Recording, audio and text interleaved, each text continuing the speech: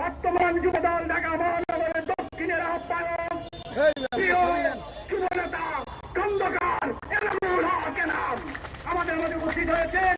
ছাত্রদল ঢাকা মহানগর পূর্বের সিনিয়র যুগ্ম আহ্বায়ক হুমায়ুন কবির। আপনাদের মাঝে এখন বক্তব্য রাখবেন বিএনপির সিনিয়র যুগ্ম মহাসচিব, বাংলাদেশের সমৃদ্ধির মূর্তপতি অ্যাডভোকেট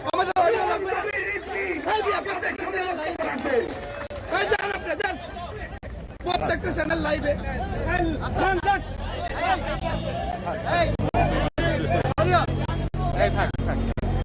ভাই দাঁড়াইলে আবার তোমার সমস্যা নাই।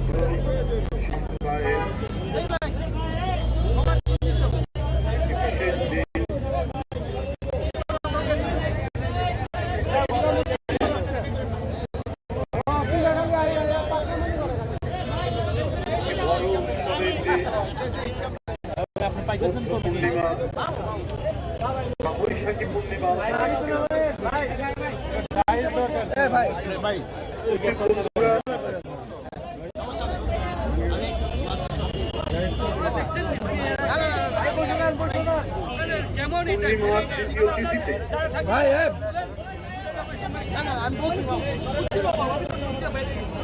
পৃথিবীতে আবির্ভূত হয়েছিলেন একজন মহামানব,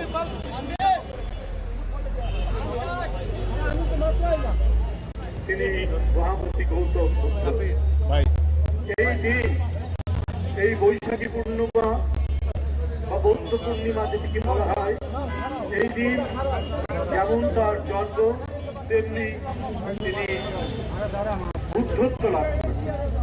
বুদ্ধত্ব লাভ মানে তিনি জ্ঞান লাভ করেছেন, অতীন্দ্রিয় যে জ্ঞান, সেই জ্ঞান লাভ করেছিলেন। আর এই দিনেই তার হয় পরিনির্বাণ, অর্থাৎ তিনি পৃথিবী থেকে বিদায় নিয়েছেন। এই দিনটি যেমন বৌদ্ধ সম্প্রদায়ের বাংলাদেশ সহ সারা বিশ্বের একটি পবিত্রতম দিন, উৎসবের দিন, তেমনি মানব জাতির জন্য এটি একটি গুরুত্বপূর্ণ দিন। কারণ মহামানবদের বাণী, মহামানবদের বাণী কোন ধর্ম সম্প্রদায়ের জন্য এককভাবে নয়, ধর্ম সম্প্রদায়ের ভেদকে অতিক্রম করে মহামানবের বাণী মানুষের কাছে গৃহীত হলে সেই মানুষ হয় আলোকদীপ্ত এবং তাদের বাণী, কালের যে সীমা, যে লিমিট, সেটাকে অতিক্রম করে যুগে যুগে মানুষকে উদ্দীপ্ত করে, মানুষকে আলোকিত করে। এবং পৃথিবীতে মহামানবরা ওই বাণী দিয়েছেন যা একেবারেই সাধারণ মানুষকে উদ্দীপ্ত। তারা কোনো ভদ্রলোকের জন্য, এলিট শ্রেণীর জন্য বাণী দেখে, ওটা মানব সম্প্রদায়ের জন্য দিয়েছেন। যেমন আমাদের ধর্মের শ্রেষ্ঠ মহামানব, পৃথিবীর শ্রেষ্ঠ মহামানব হযরত মুহাম্মদ সাল্লাল্লাহু আলাইহি ওয়াসাল্লামের একটি বাণী, শেষ বিদায় হজের যে বাণী, পিতার অপরাধের জন্য পুত্র দায়ী নয়, পুত্রের অপরাধের জন্য পিতা দায়ী নয়। এই অমর বাণী কাল অতিক্রম করে আজও সত্য নয়, আজও সত্য। তেমনি মহামতি বুদ্ধ করেছে, তার যে মহামূল্যবান বাণী অহিংসা, ন্যায় ও সাম্যনীতি, এইটা নিয়ে তোমরা পথ চলো। তিনি মানুষকে মানুষ হিসাবে দেখেছেন, তিনি প্রাণীকে প্রাণী হিসাবে দেখেছেন। এই দেখতে গিয়ে তাদের দুঃখ দুঃখ কষ্ট উপলব্ধি করেছেন। এই দুঃখ কষ্ট ধারণ করতে গিয়ে এটাকে কিভাবে লাঘব করা যায়, তাই দীর্ঘদিনের প্রায় 6 বছর 29 বছর বয়সে তিনি গৃহত্যাগ করেছেন এবং 6 বছর তার পথ পরিক্রমায় তার সাধনায় তিনি যে বুদ্ধত্ব লাভ করেন, সেইখানে তিনি মানুষ এবং প্রাণীকুলের দুঃখ কষ্ট উপলব্ধি করেই তিনি তার মূল্যবান কথাগুলো বলে গেছেন। এই কথাগুলো 2500 বছর আগে বলেছেন, কিন্তু ওটা ওই 2500 বছরের সীমাবদ্ধ থাকেনি। সেই বাণী কালের বিবর্তনে অনেক পাহাড় ধসে গেছে। তাই আসতে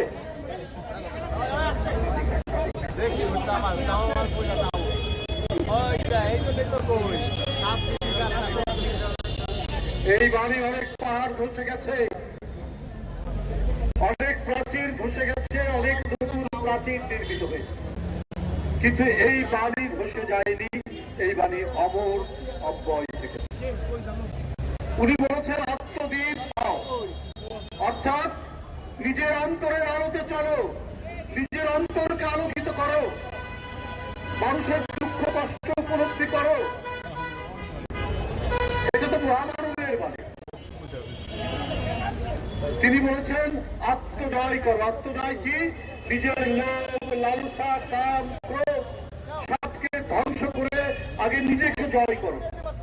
কত বড় কথা! আজকে যদি আমরা মহামানবের বাণী অনুসরণ করতাম, পৃথিবীতে হিংসা, বিদ্বেষ, হানাহানি, সংঘাত, সহিংসতা, রক্তপাত, কেউ কোথাও মিসাইল ছুটতো না, কেউ কোথাও বোমা মারতো না, কেউ কোথাও এয়ার স্ট্রাইক করতো না, একটি শান্তিময় পৃথিবীতে আমরা বাস করতে পারতাম। সেই শান্তিময় পৃথিবীতে আমরা বাস করতে পারিনি। আমরা সম্প্রদায়ের নামে রাজনীতি করি, আমরা সম্প্রদায়ের নামে একে অপরের সাথে কাদা ছোড়াছুড়ি করি, কিন্তু তাদের বাণীর চর্চা যদি আমরা করতাম, পৃথিবীতে গোলাপ ফুলে ভরে যেত, পৃথিবীতে বেলি ফুলে ভরে যেত, পৃথিবীতে ফুলের সুগন্ধতে ভরে যেত। তাই বন্ধুরা আমার, আজকে এই দিন শুধু বৌদ্ধ সম্প্রদায়ের পবিত্র দিন নয়, এই দিন বিশ্ব মানবের অত্যন্ত পবিত্র দিন। আমরা বাংলাদেশে একে অপরের সাথে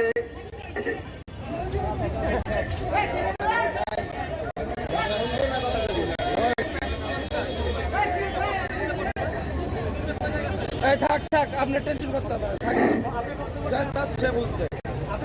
বন্ধু আমার, আরে ওইখানে আপনারা,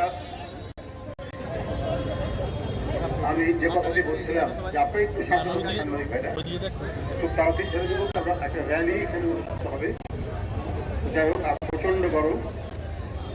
আমি তাই মনে করি বাংলাদেশের প্রেক্ষাপটে মহামতি গৌতম বুদ্ধের তার যে প্রেমময় বাণী, এটা যদি আমরা প্রত্যেকে ধারণ করি, তাহলে এদেশেও হানাহানি থাকবে, এদেশেও সংঘাত থাকবে। রাজনীতির নামে ক্ষমতা ধরতে এসে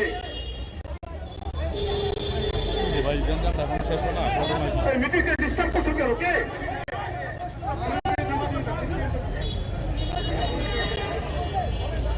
বন্ধুরা,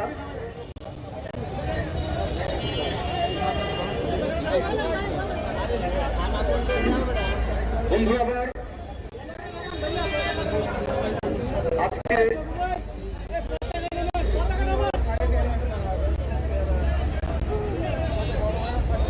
আমরা যদি মহামানবদের বাণী অনুসরণ করতাম, আত্মস্থ করতাম, তাহলে ব্যক্তি বিশেষ বেআইনি ভাবে ক্ষমতায় থাকতে চান, বেআইনি ভাবে তার মস্তক ধরে রাখতে চান, আর এটার বিরুদ্ধে কথা বললে পরে তিনি রাষ্ট্রের কাহিনীকে গড়িয়ে দেয় এবং ক্ষমতা এতই প্রিয় মহামানবরা যেখানে সম্প্রীতির কথা বলেছেন, সহাবস্থানের কথা বলেছেন, সহিষ্ণুতার কথা বলেছেন, সেখানে পৃথিবীর দেশে দেশে এই সমস্ত এক করা ফ্যাসিস্টরা তারা শিশুদের রক্ত, মুগ্ধ একজন শিশু বলা যায়, একবারে কিশোর, আবু সাইদ অনার্স 3rd ইয়ারে পড়ে, আহনাফ ইন্টারমিডিয়েটে পড়ে,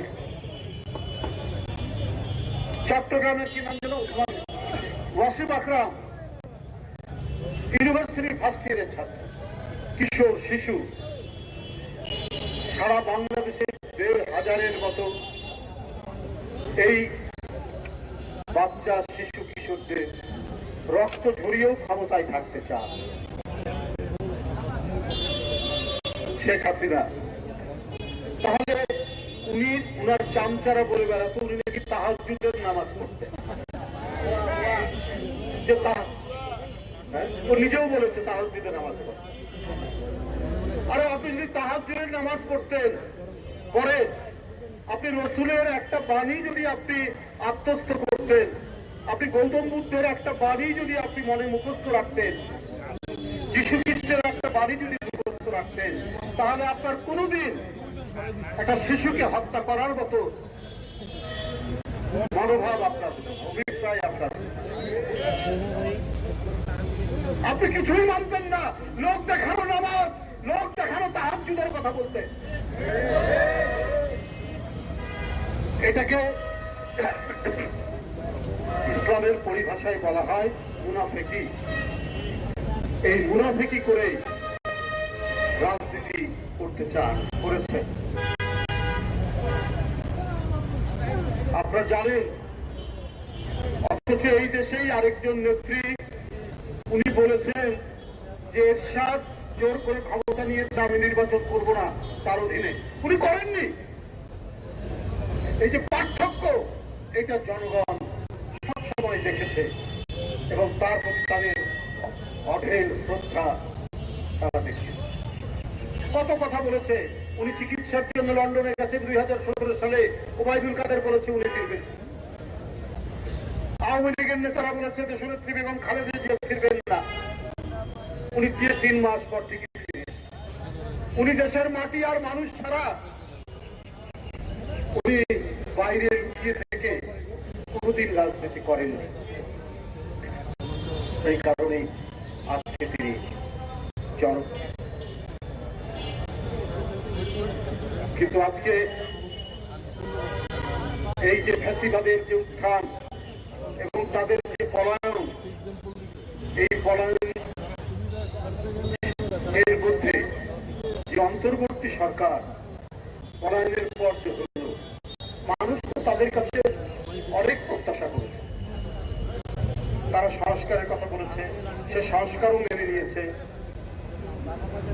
একটা নির্দিষ্ট সময়ের মধ্যে আপনার করে নির্বাচন দিন, বিএনপির পক্ষ থেকে বলা হচ্ছে, আরো অনেকে বলেছে, এমনকি বিভিন্ন সাংস্কৃতিক সংগঠনও কিন্তু এই কথাগুলো বলেছে। আজকেও আমি পেপারে দেখলাম কবিতা পরিষদ নাকি তারাও দ্রুত নির্বাচনের কথা বলেছে। তো সরকার এই ব্যাপারে নিরুত্তর, নিশ্চুপ কেন? সেটাকে এখন তো মানুষ ধীরে ধীরে নানা ধরনের সন্দেহ করেছে।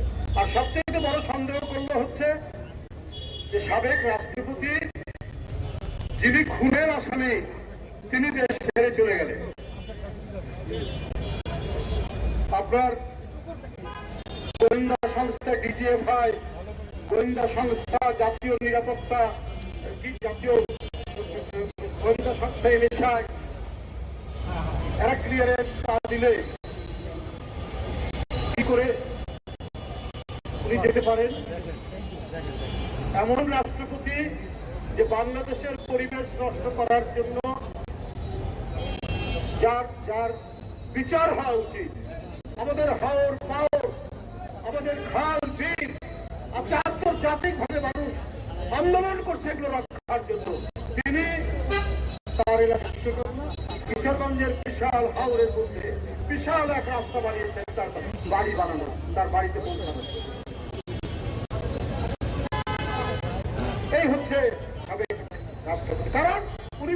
আপনাদের প্রতিনিধি, উনি রাষ্ট্রপতি, কিন্তু উনি তো শেখ হাসিনার কথাই চলতেন। অতএব শেখ হাসিনার যে মাইন্ডসেট, যে মানসিকতা, উনারও তাই মানসিকতা, দুইজনের মধ্যে তো পার্থক্য হবে না। তাহলে সেই ব্যক্তি চলে গেলেন, তার তো লাল পাসপোর্ট আছে, এটা কি সরকার জানতো না? তার লাল পাসপোর্ট বাতিল করা হয়নি, এটা তো সরকার জানে। এটা কি এনএসআই ডিজিএফআই জানে না? তাহলে কি করে? সময়টা তুলে দিন। আমরা শুনেছি একজন খুব শক্তিশালী উপদেষ্টা রয়েছে এর মধ্যে, যিনি মানে সমস্ত স্বরাষ্ট্র ব্যবস্থাটা তিনি দেখেন। তার নাম খোদাবক্স সাহেব, খুব নাকি পাওয়ারফুল। আবার এও শুনে তিনি নাকি বিএনপি কে খুব একটা পছন্দ করেন না, নিজের মতো করে সব গুছিয়ে রাখার চেষ্টা করেন। তাহলে এত শক্তিশালী উপদেষ্টা থাকার পরে আজকে এই ধরনের পরিস্থিতি কেন হচ্ছে? আজকে সাতক্ষীরা, কুড়িগ্রাম, খাগড়াছড়ি, মৌলভীবাজার এই সমস্ত সীমান্ত দিয়ে ভারত লোক ঢুকাচ্ছে বাংলাদেশে, পুশিং করছে। সরকার তো একটা কথাও বলেনি। কোথায় খুদাবাদ, কোথায় সরকারের স্বরাষ্ট্র দপ্তর, কোথায় সরকার এই ব্যাপারে পুরো পদক্ষেপ দিচ্ছেন না? এটা তো বিরাট এক অন্যায়। থেকে এই রাষ্ট্রীয় অপরাধ করা হচ্ছে যে পার্শ্ববর্তী দেশের লোক জোর করে ঢুকিয়ে দিতে চান বাংলাদেশে। আমরা কি অত্যন্ত দুর্বল জাতি আপনারা বাড়ানোর তৈরি করছেন?